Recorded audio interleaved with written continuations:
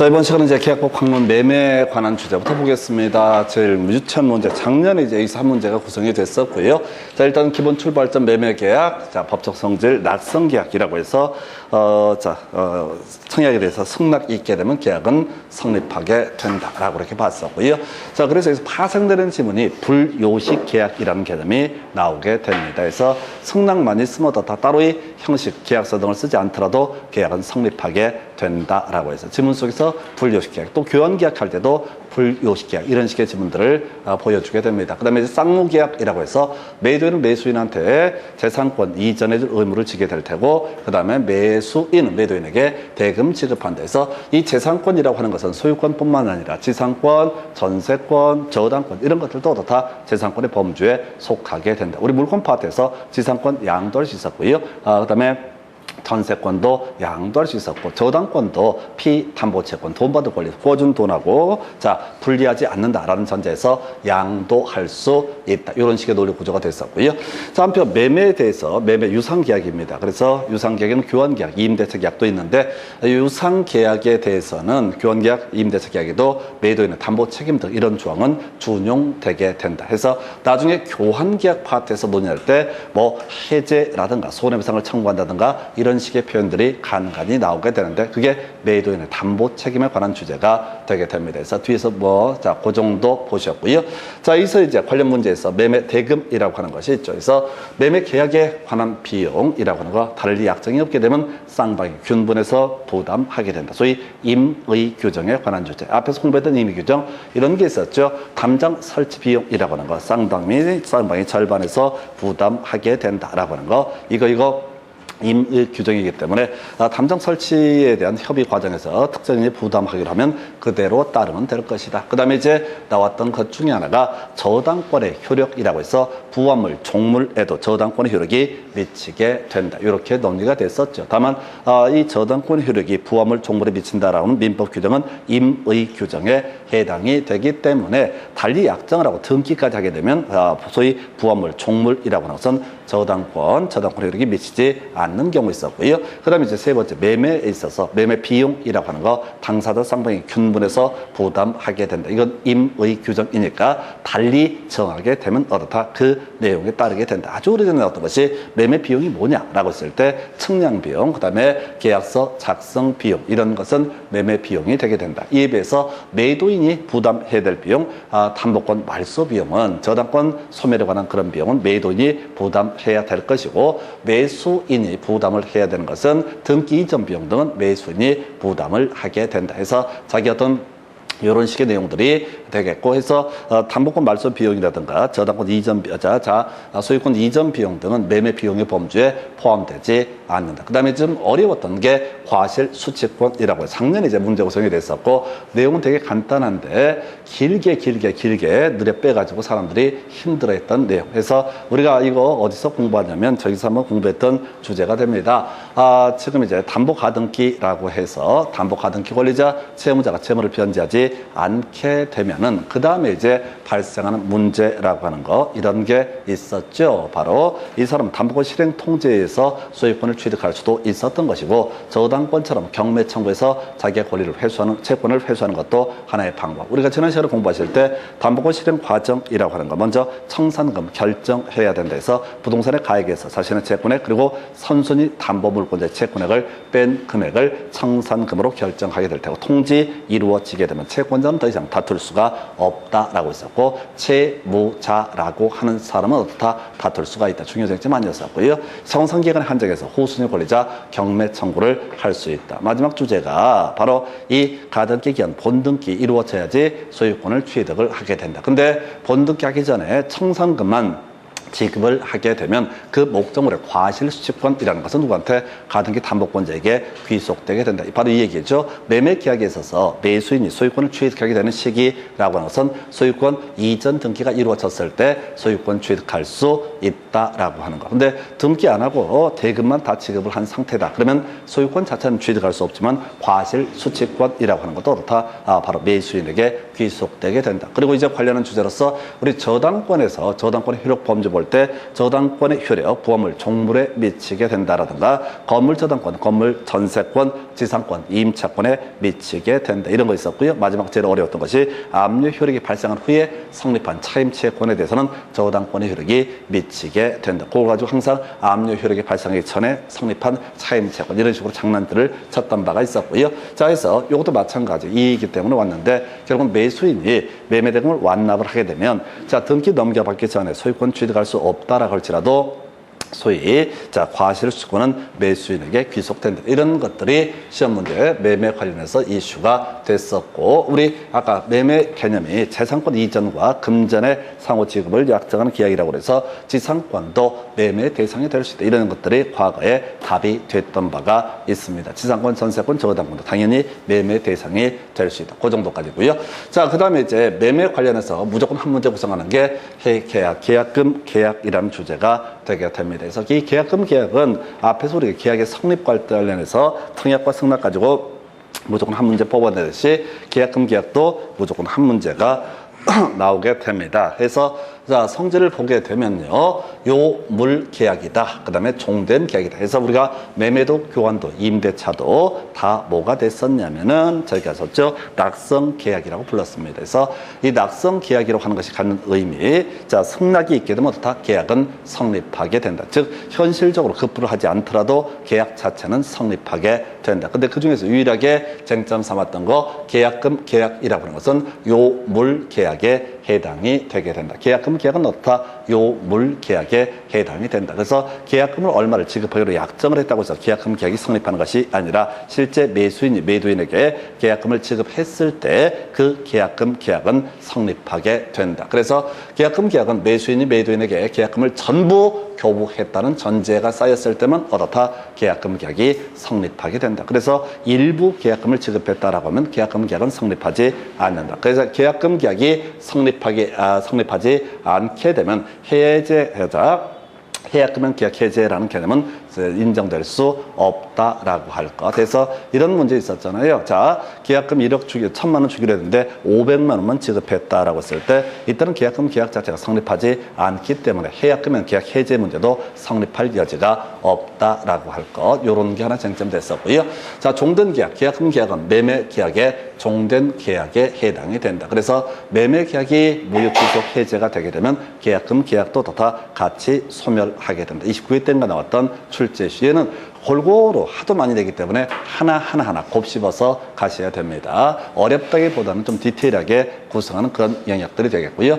자, 계약금은 증약금으로서의 성질이 있다라든가, 자, 이 다음에 이제 주된 논의 삼을 거, 당사자 사이에 다른 약정이 없게 되면 계약금은 해약금으로 추정하게 된다라고 하는 거, 요렇게 보게 됩니다. 해약금으로 추정한다는 얘기는 즉슨 앞으로 뭐라고요? 매도인은 자, 배액상환, 매수인은 바로 계약금 포기라는 형식을 통해서 이 계약의 효력을 소멸시킬 수가 있다라고 이렇게 갑니다. 그래서 이 정도. 자, 아무래도 제일 중요 이슈가 되는 건 행사의 요건이라고 해서 지금 배액상환 또는 계약금 포기라는 방식을 통해서 해약금연 계약 해제라고 하는 것이 있게 될 텐데, 자, 먼저 계약금 계약이 성립하지 않았을 때 해약금연 계약 해제 할 수 없다라고 되어 있습니다. 그래서 아까 계약금 일부만 지급을 했다. 그럼 계약금 계약이 성립하지 않았다. 그래서 이때 해약금연 계약 해제 문제는 발생할 여지가 없다. 계약금 계약이 성립해야만이 뭘 할 수 있다? 해약금연 계약 해제를 할 수 있다. 그래서 아까 했던 거 계약금 1,000만 원 교부하기로 약정을 했는데 500만 교부가 이루어졌다라고 했을 때 이때 최소한 해약금연 계약 해제 문제는 발생하지 않는다라고 하는 거, 이렇게 하나 이슈. 자, 그다음에 두 번째가 배제 특약 없을 거라서 만약에 계약서를 작성함에 있어서 해약금연 계약 해제를 배제하는 특약이라는 것이 있게 되면 이때는 그 약정이 우선하기 때문에 바로 해약금연 계약 해제 할 수 없다라고 이렇게 봐야겠고요. 세 번째, 자, 최근에 나왔던 거 이행의 착수 전일 것이라고 되어 있습니다. 그래서 자, 매매 계약이 체결되고 계약금은 건 상태에서 나중에 중도금 등의 지급이 있게 되면은 이때는 더 이상 해약금연 계약 해제 문제는 발생하지 않는다라고 할 것. 그래서 이행의 착수라고 하는 가장 대표적인 것이 중도금의 지급. 24회 때 나왔던 것이 잔금을 준비한 매수인이 등기소에 가져라고는 동행 요청 이런 것을 가리켜서 뭐라고 한다? 이행의 착수. 그래서 중도금을 통장에 입금을 해버리면 당연한 얘기고 그건 이행의 착수가 되게 될 것이고 그리고 또 하나 지금 잔금을 준비한 매수인의 등기소 동행 요청이 있게 된다. 이건 돈을 넣은 거랑 거의 진배 없다는 거죠. 그래서 이런 사태까지 떨어지게 되면 매도인이라고 하는 사람은 어떻다? 이때 계약 해제할 수 없다. 근데 문제 구성할 때 이거 말고요. 뭐 토지거래 허가 처분을 받았다든가 이런 여러 가지 경수를 던져놓게 돼. 신경 쓰지 마시고 이렇게 이 안에서만 어떻다? 해약금은 계약 해제가 논의가 되게 된다. 이행의 착수의 문제는 우리 시험에서 두 가지 중도금의 지급이라고 하는 개념이 하나의 이슈가 되게 될 것이고 또 하나가 자 등기소 동행 요청 여기까지를 이행의 착수라고 해석을 하게 됩니다. 그래서 이렇게 해서 실질적으로 공부를 해갈 때는 아무래도 바로 해약금 해제 행사 요건이라고 하는 거 이게 주된 이슈가 되게 될 겁니다. 자, 그래 다시 한번 계약금 자체가 교부되지 않았다. 전액이 교부되지 않았으면 계약금 계약이 성립하지 않기 때문에 계약금 계약이 성립하지 않게 되면 해약금은 계약 해제라고 하는 것은 허용되지 않는다. 두 번째 배제 특약이 있으면 당연히 해약금은 계약 해제 허용되지 않는다. 그 다음에 이행의 착수 전일 것이라고 돼 있어서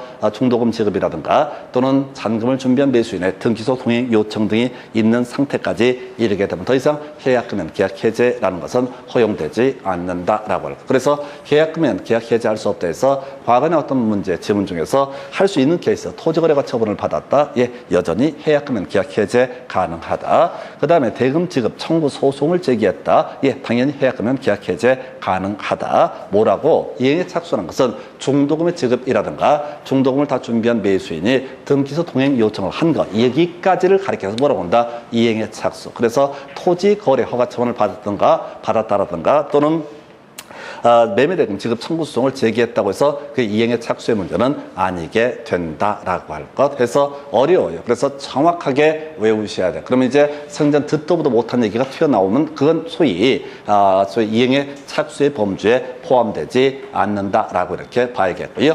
자, 그래서 해제권의 행사 관련한 내용은 단순하죠. 매수인은 계약금 포기하는 방식으로 해제권을 행사할 수 있다. 그 다음에 이제 매도인은 배액 상환이라는 형식을 통해서 소위 해제권, 해약금은 계약 해제권 행사할 수 있다. 작년 시험 문제 나왔던 게 공탁이 필요한 것이냐가 문제가 됐습니다. 그래서 자 뭐냐면은 매도인이 배액 상환을 하려고 매수인한테 의사 표시를 했는데 매수인이 계좌번호를 안 알려주는 경우가 있다. 그럼 배액 상환을 할 방법이 없잖아요. 그래서 이때 공탁까지 해야 되는 거냐, 법원에 돈을 맡겨둬야 되는 거냐, 여기까지 하지 않더라도 배액 상환으로 보게 된다. 그러니까 이런 식이지. 사안에서 매도인하고 매수인 사이에 매매 계약이 체결됐고 어떤 이유가 있어서 매도인이 배액 상환해서 계약을 해제하려고 이렇게 연락을 하는데 매수인이 아예 계좌번호를 알려주지 않으면서 또 만나자고 해도 돈도 안 받으면서 버티고 있다. 그래서 언제까지 이행기까지 막 버텼던 그런 사례가 있을 것이고 이미 어떻다 이 정도 되게 되면 굳이 법원에 공탁 그 돈을 맡겨놓지 않더라도 해약금은 계약 해제는 이미 의사표시가 도달했을 때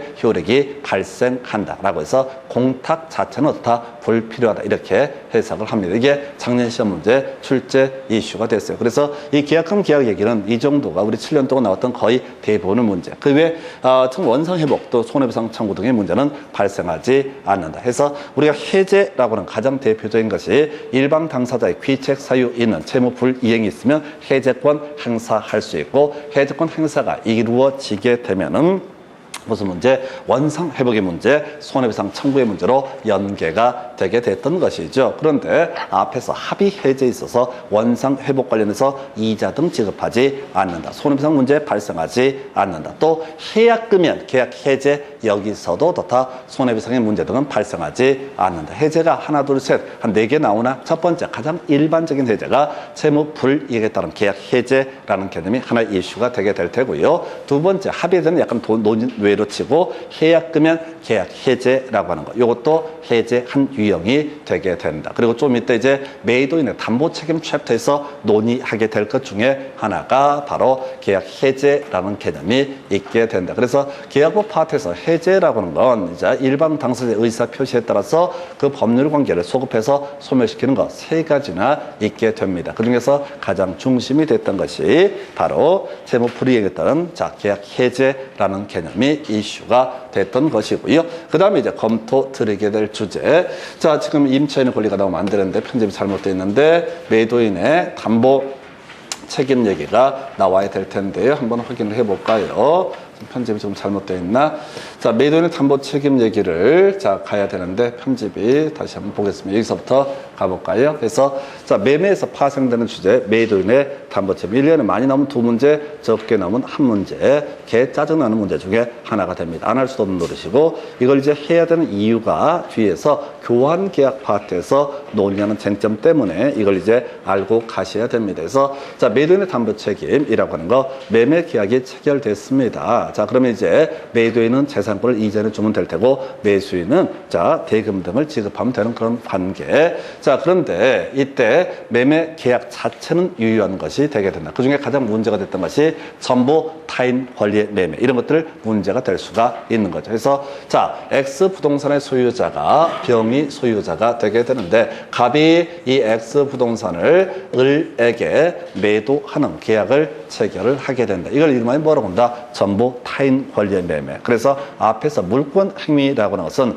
자신에게 처분 권한이 있을 때만 유효한 것이고요. 채권 행위는 자신에게 처분 권한이 없다 할지라도 유효하게 된다라고 해서 이런 경우를 가지고 이제 검토 드리게 될 텐데 이 매도인의 담보 책임 얘기를 논하기 위해서는 스토리가 이렇게 가야 돼. 세 가지가 있다 해서 대금 감액 청구, 그 다음에 계약 해제, 그 다음에 손해배상 청구라고 하는 거 해서 지금 매도인이 설령 무과실, 매도인이 과실이 없다라고 할지라도 매수인이 매도인에 대해서 일정한 책임을 물을 수 있는 것을 매도인의 담보 책임. 물론 이제 여기서는 뭐 디테일한 내용은 이런 의미는 그다지 큰 중요한 이슈가 아니게 될 것이고요. 일단 스토리 자체가 세 개를 뼈대를 잡아야 돼. 이건 케이스 바이 케이스를 다 외워서 풀 수 있는 영역이 아니라 그냥 다이렉트로 경우 수를 따져봐야 되거든요. 소위 이해를 해야 되는 부분 중에 하나가 매도인의 담보 책임. 그러면 이제 이해를 하려면 일단 뼈대부터 잡고 들어가셔야 돼. 해서 가장 기본이 되는 게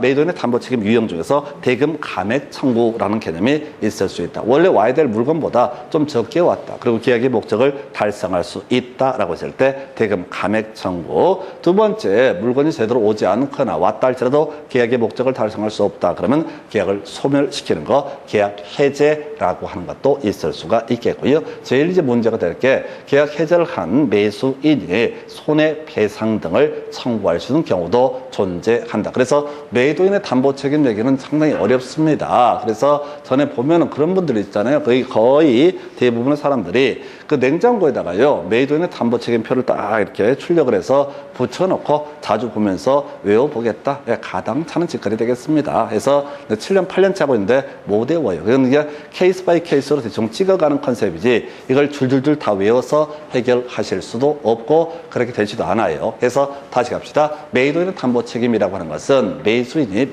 과실 없는 매수인에 대해서 경우에 따라서 대금 감액 청구 또는 계약 해제 혹은 손해배상 청구 이런 것들을 총칭하여 부를 때 매도인의 담보 책임. 그래서 논리 구조로 가셔야 돼. 물건이 권리가 똑바로 오질 않았어. 그러면 그때 무슨 문제? 대금 감액 청구나 계약 해제 문제가 발생할 수 있다. 해서 대금 감액 청구는 계약의 목적을 달성할 수 있을 정도이면 어떻다? 대금 감액 청구의 문제로 가야 되고 계약의 목적을 달성할 수 없는 상태가 되면 어떻다? 계약 해제 문제. 그리고 거기서 파생되는 문제로서 손해배상 등도 문제가 되게 된다. 그리고 두 번째 이슈, 제척기간이라고 해서 선의 매수인 안날로부터 1년 내 담보 책임 물을 수 있다. 그래서 대금 감액 청구가 됐든 계약 해제가 됐든 손해배상이 청구가 됐든 간에 만약 선의 매수, 네 내막을 몰랐던 선의 매수는 이 언제죠? 자, 몰랐다가 알게 된 날부터 1년 내 담보 책임 물을 수 있다. 악의 매수는 이미 알았었으니까 언제 계약한 날부터 이미 알았으니까 계약한 날로부터 1년이라는 기간이 제적 기간이 된다. 그래서 이게 이제 실제 시험 문제 구성하는 페이스를 보게 되면 이걸 갖고 중간에 막 사례를 막 복잡하게 만들어 놓고 안날 계약한 날 이런 걸 바꿔치기 해서 출제가 됐던 바가 있습니다. 자, 그리고 나서 이제 손해배상 매수인이라는 사람이 일정한 경우 매도인에 대해서 자, 뒤에서 뭐 보시겠지만은 손해배상을 청구할 수 있는 경우가 있다. 그래서 굳이 이제 키워드는 참작이라고 하는 것이 되겠죠. 원래 매도인의 담보 책임으로서 지금 다 손해배상이라고 하는 것은 매도인에게 과실이 없다라고 할지라도 매도인에게 책임을 물을 수 있는 것을 바로 담보 책임으로서의 손해배상이라고 얘기를 하게 됩니다. 자, 근데 말이죠. 지금 뭐라고요? 자, 이런 손해배상 청구 등을 함에 있어서 자, 매수인이 자, 어떤 물건의 손해 발생에 일정한 기여를 했다라고 한다면 어떻다? 그 부분도 어떻다? 고려해야 된다. 그래서 자, 그럼 이제 가십시다. 자, 직접 시험에 나오지 않는 얘기 대금 감액 청구, 계약 해제, 손해 배상 청구. 나중에 케이스 바이 케이스로 정리할 주제고요. 자, 쉬운 거. 자, 선의 매수인은 안 날로부터 1년, 악의 매수인은 계약 한 날로부터 1년이라고. 나중에 물건의 하자는 6개월 가는데 별 쟁점 안 되고요. 그래서 일단 이게 기본 구조가 되게 될 것이고 안날 그다음에 계약한 날 선의 악의 가지고 따져 물었고 그다음에 딱 한 번 나왔던 거 원래 매도인은 담보 책임에 있어 손해배상이라는 것은 매수인의 과실이 없어도 매도인에게 책임을 물을 수 있는 것을 매도인의 담보 책임이라 부르는데 실제 매수인에게 발생한 손해라고 하는 것이 자신도 일정한 기여를 했다면 나중에 손해배상액을 산정함에 있어서는 그것도 참작 고려해야 된다. 해서 안 날로부터 1년, 계약한 날로부터 1년 그리고 또 하나 키워드 참작이라고 하는 것도 있겠고요. 그 다음에 지금 7년 동안 두 번 나오고 한 번 답이 됐던 주제 자, 면책특약이라는 개념이 있게 됩니다. 외우셔야 됩니다. 면할 수 없다라고 하는 거. 시험 문제 나오는 건 뭐라고요? 면책특약이 있음에도 불구하고 어떻다? 바로 매도인은 자, 그 책임을 면할 수 없다. 물론 법조문에서는 이 얘기죠. 매도인이 알면서도 알리지 아니한 그런 하자가 있다. 이렇게 되는데 필요 없고 그냥 자, 면책특약이라는 게 뭐라고? 매도인의 담보 책임을 면책특약이라고 하는 개념이 자, 또 다 책임을 지지 면책특약은 매도인이 책임을 지지 않겠다는 특약을 맺었다. 그럼에도 불구하고 이 중간 얘기는 다 생략해버리고 더 책임을 면할 수 없다라고 하는 거. 이게 이 정도가 됩니다. 세 가지 외우십시다. 첫 번째, 안 날로부터 1년. 두 번째, 계약 한 날로부터 1년. 두 번째 이슈. 별로 쟁점 안 되는데 한 번 나왔어요. 손해배상액을 산정함에 있어서 매수인의 잘못도 고려해야 된다. 한편 매도인의 담보 책임을 아예 배제하기로는 이런 특약을 맺었다. 라고 했을 때 이때 그 매도인 어떻다 책임을 면할 수 없다 해서 힘들기는 하겠지만 뒤만 가시는 거야. 안 날로부터 1년 계약 한 날로부터 1년 두 번째 손해배상 범주라고 하는 거 매수인의 잘못도 참작 고려해서 손해배상액을 산정한다. 나중에 판사가는 겁니다. 그 다음에 면책특약이 있다 할지라도 매도인이 알면서 고지하지 아니한 사항에 대해서는 어떻다 그 책임을 면할 수 없다라고 하는 거. 요 정도가 담보 책임의 총론 파트.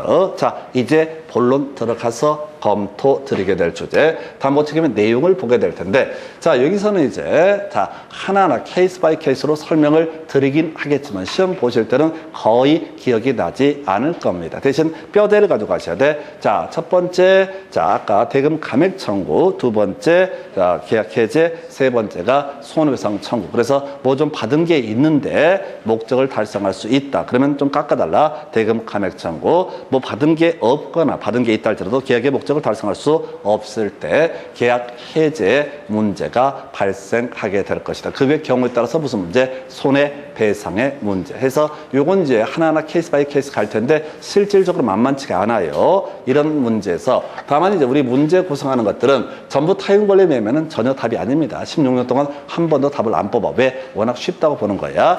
해서 사항 가볼까요? 자, 갑 X 부동산의 소유자가 병입니다. 자, 그런데 갑이라는 사람이 X 부동산을 누구에게? 을에게 매도하는 계약을 체결하게 된다. 그러면 이제 이 전부 타인 권리 매매라고 해서 갑은 을에게 소유권 이전기를 지가 알아서 넘겨줄 의무를 지게 되고 을은 갑에게 대금을 지급할 의무가 발생한다. 근데 하다 보니까 결국은 갑이 이 X부동산의 소유권을 확보하지 못해서 을에게 소유권을 넘겨주지 못했다라고 했을 때 대금 감액 청구의 문제는 전혀 발생할 여지가 없죠. 을이 뭐 받은 게 있어야지 대금 감액 청구를 하든 말든 하는 것이죠. 그래서 을은 기본적으로 대금 감액 청구 할 수 없을 때 시험에 나오지도 않아. 자, 그러다 치고 을은 자 선의의 매수인부터 가볼까요? 선의의 매수인 계약 해지하고 몰랐었으니까 당연히 손해배상도 청구할 수 있다라고. 악의 매수인 이미 알았어. 병소의 물건임을 이미 알았다고. 그러면 해제는 해서 계약 관계를 정리를 해야 되겠지만 손해배상을 청구할 수는 없다. 나중에 가볼까요? 악의 매수인이 유일하게 손해배상을 청구할 수 있는 것은 저당권 등 실행. 이게 하나밖에 없습니다. 이걸 통째로 외우는 거야. 악의 매수인이 손해배상을 청구할 수 있는 케이스는 뭐라고요? 저당권 등 실행에 따라서 권리를 취득할 수 없게 되거나 권리를 잃어버리게 됐을 때 이때만 뭘 할 수 있다? 손해배상을 악의 매수인도 청구할 수 있다. 그래서 자, 그럼 이제 나머지 스토리를 쭉 가게 되는데 외워야 되는 거 악의 매수인이 손해배상을 청구할 수 있는 거 딱 한 가지. 저당권 등 실행. 요것만 캐치하는 거야. 해서 그러면 악의 매수는 어디에서도 최소한 손해배상을 청구할 수는 없다라고 할 것. 두 번째 이슈 일부 타인 권리 매매 공유 생각하셔야 됩니다. 갑이라는 사람이 60%의 지분을 가지고 있고 을이 40%의 지분을 가지고 있다. 그래서 갑이 얘기하기를 이 전체 지분을 병에게 양도하겠다라고 해서 갑과 병 사이에 이 부동산에 관한 매매 계약이 성립하게 됩니다. 우리가 공유 파트에서 각 공유자 자 공유물 전부 다른 공유자의 동의 없이 공유물을 처분할 수 없다라고 설명을 드렸습니다. 자, 그런데 이 갑 생각에는 어쨌든 을을 설득을 해서 지분을 넘길 수 있을 것이라고 생각했는데 을이 동의를 하지 않았어. 그래서 이때 발생하는 문제. 이 매수인이라는 사람이 누구에 대해서 갑에 대해서 자 을의 지분을 취득하지 못 일부만 취득을 했기 때문에 담보 책임을 물을 수 있다. 만약에 내막을 몰랐던 선의의 매수인이라 부르십시다. 그럼 경우의 수가 갑의 지분만으로 계약의 목적을 달성할 수 있으면 대금 감액 청구할 수 있을 것이다. 야, 원래 다 사기로 해서 1억이었으면 40% 못 받았으면 좀 싸게 해달라라고 하는 거 대금 감액 청구할 수 있다. 자, 하나 더 선의 매수인. 자, 계약의 목적을 달성할 수 없다고 생각되면 아예 해지하고 손해배상 등을 청구할 수 있다. 이거 대충 보는 거야. 이게 너무 파면 안 돼. 경우의 수로 따져야 돼. 악의 매수인. 누구한테? 을에게 40%의 지분이 있다는 걸 알고 있는 사람입니다. 그러면 이 사람은 을의 지분이 자기한테 넘어오지 아니할 것이라는 것을 충분히 예측 가능했던 그런 사람입니다. 그래서 지금 악의 매수인 일단은 갑에 대해서 뭘 주장할 수 있다? 대금 감액을 청구할 수 있다. 그러나 계약 해제나 손해배상의 문제는 어떻다? 발생하지 않는다. 왜? 이미 매수인 자체도 이 내막을 알고 있었으니까 분명히 을의 지분에 해당하는 부분이 나에게 오지 아니할 수도 있다는 걸 예측할 수 있기 때문에 소위 계약 해제, 손해배상의 문제는 발생하지 않는다라고 해서 그냥 듣고 그런가 보다 하고 넘어가시면 되는 거야. 이걸 뭐가 시험에 나올지 모르는데 깊이 들어가시면 머리가 터져버려. 차라리 시험장 가서 케이스 바이 케이스로 생각하는 게 훨씬 싸게 먹힙니다. 그 다음에 자, 수량 부족 볼까요? 자, 이런 경우죠. 어떤 갑이 소유하고 있는 토지가 200평이라고 등기부에 등기가 돼 있어. 그래서 을한테 200평을 매매하기로 계약을 체결했다. 자, 근데 우리가 이제 등기부에 200평이라고 돼 있다고 해서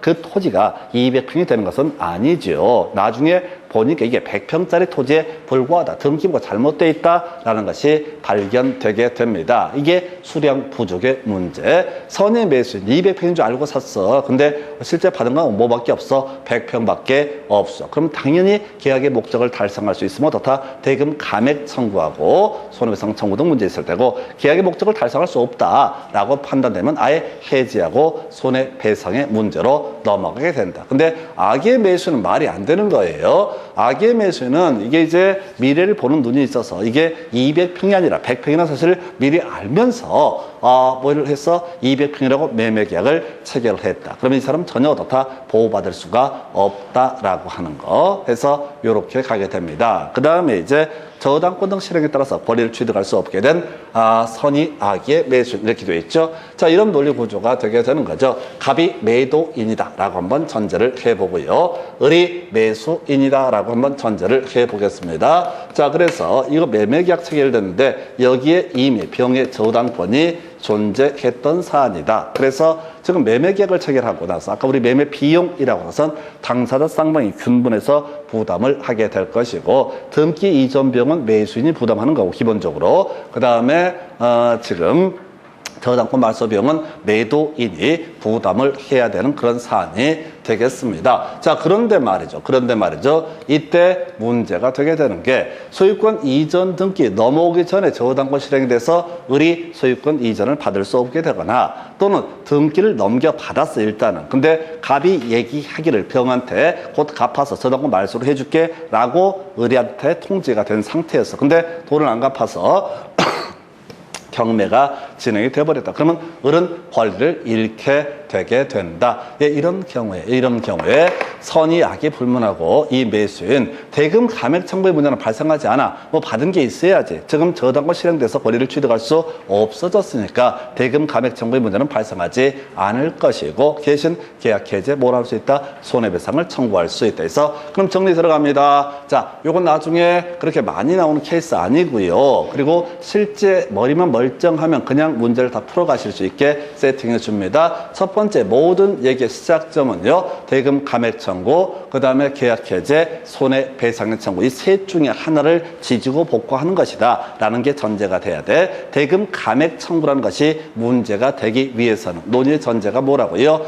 일부라도 받은 게 있어야 어떻다? 대금 감액 청구니 뭐니 문제가 발생한다. 그래서 일부 받은 게 있어서 목적을 달성할 수 있으면 대금 감액 청구의 문제가 나올 테고, 아예 받은 게 없거나 또 받았다 할지라도 계약의 목적을 달성할 수 없으면 어떻다? 계약 해제 문제로 연계가 되게 된다. 그 다음에 이제 마지막 손해배상 청구 등이 문제가 되는데, 악의 매수인이 유일하게 손해배상을 청구할 수 있는 케이스는 뭐 있다고요? 저당권 등 실행에 따라서 권리를 취득할 수 없게 된 악의 매수인, 이 사람도 어떻다? 손해배상 등을 청구할 수 있다. 요것만 포인트가 되는 거예요. 그래서 딱 여기까지 끊어서 가셔야 돼. 이 외에 우리가 자, 물건의 하자 등 나오게 되는데, 다시 기본을 철저히 가셔야 돼. 매도인의 담보 책임. 이거 100% 쉽게 풀기 어려워요. 근데 이렇게 틀을 잡고 대충 들어가면 때려 맞추는 게 있어. 여기는 이 정도로 비워두는 방법밖에 없습니다. 해서 다시 담보 책임을 묻는 방식, 감액 청구, 계약 해제, 손해배상의 청구, 뭐 이런 형식으로 이루어집니다. 쉬운 거,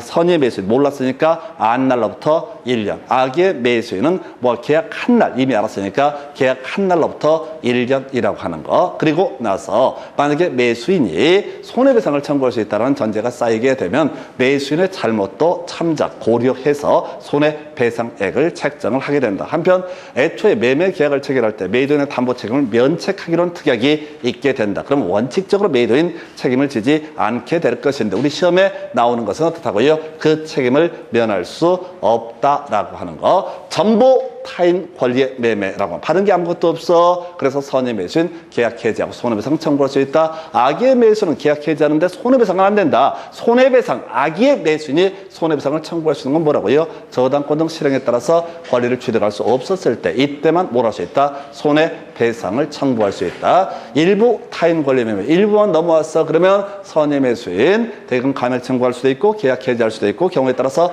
손해배상을 청구할 수도 있을 것이다. 악의 매수인 대금 감액 청구만 가능하다. 저는 이게 대충 외웠는데 여러분들 그 외울 필요도 없고 외워지지도 않습니다. 수량 부족, 일부 멸실, 선의 매수인. 자, 200평인 줄 알았는데 실제 물건이 100평짜리에 불과해. 그러면은 이때는 대금 감액 청구가 될 수도 있고, 또는 계약 해제 또는 손해배상의 문제 등이 발생할 수 있다. 악의 매수인, 자, 이 담보 책임을 물을 수가 없다. 이런 논리 구조가 되게 됩니다. 그리고 따로 외우시니까 저당권 등 실행에 따라서 권리를 취득할 수 없게 된 악의 매수인, 손해배상도 청구할 수 있다라고 해서 실제 외울 건 안 날로부터 1년, 계약한 날로부터 1년 요 얘기. 그 다음에 아까 면책 특약이 있다 할지라도 책임을 면하지 못한다. 손해배상액 산정하면서 매수인의 잘못도 고려해야 된다. 그리고 전체 다 묶어서 보실 때 나머지는 대충 이해를 가지고 케이스 바이 케이스로 접근을 해야 되고, 실제 우리가 꼭 기억할 만한 게 악의 매수인 유일하게 손해배상 책임을 물을 수 있는 것은 저당권 등 실행에 따라서 권리를 취득할 수 없게 됐을 때 악의 매수인 손해배상을 청구할 수 있다라고 할 것. 그 외에 물건의 하자라고 하는 거 거의 의미 없고요. 경매 하자가 지금 10년 동안 2번인가 구성이 됐는데 최근에 나왔어. 그래서 경매 과정에서의 하자 요 딱 2개 외우면 끝납니다. 나머지는 봐도 안 되고 봐봤자 의미도 없어요. 그래서 자, 경매 물건 자체에 대한 하자, 경매 대상물의 하자에 대해서는 담보 책임 조항을 적용하지 않는다라고 하는 거. 경매 물건을 내가 낙찰을 받았다고요. 경매 물건을 낙찰을 받았는데 예를 들어서 이 사람이 이 경매 물건을 낙찰을 받을 때 뭐 하려고 했냐면 저기 여기다 창고 지어가지고 농업용 창고 이런 걸 지어서 장사를 하려고 그랬어. 근데 요 근래 신문 보도 보니 그런 거 나오더만 경매로 낙찰을 받았는데 이 물건 밑에 불법 폐기물이 몇십 톤이 막 쌓여 있는 경우가 있더라. 그러면 이제 개판돼 버리는 거지. 그때 낙찰 받은 사람이 저 죄송한데요. 이러시면 안 되죠. 법원님 나는 지금 이 창고 지으려고 했는데 이 쓰레기 폐기물이 있어가지고 전혀 쓸 수가 없다. 그러니까 어떻다? 자, 법원이 책임을 져라. 라고는 담보 책임을 물을 수가 없다. 물건 자체 하자는 어떻다? 물을 수가 없다. 그리고 경매가 무효가 돼버렸으면 어떻다? 다 나가리. 원점에서 모든 게 제로가 되기 때문에 역시 어떻다? 담보 책임을 물을 수가 없다. 이 2개를 가지고 구성을 해요. 그래서 이거는 혹시 문제에서 경매 이런 얘기가 나오게 되면 무효인 경매에서 어떻다? 담보 책임 발생하지 않는다. 그리고 또 하나 물건 자체 하자는 어떻다? 담보 책임 문제가 발생하지 않는다라고 하는 요것만 이제 가시면 되는 거예요. 그래서 이 물건의 하자라는 개념은 특정물 하자를 예시를 해놨는데 하지 마요. 힘드니까. 그래서 권리 하자 얘기도 더럽게 어려워. 그래서 요 파트는 아까 면책 특약이라든가 손해배상 책임이라든가 이런 것들 이런 거 가지고 구성을 하게 되어서 요 정도가 매매에 관한 주연 주제 살펴드렸고요. 잠시 끊었다가 교환부터 이어서 갑니다.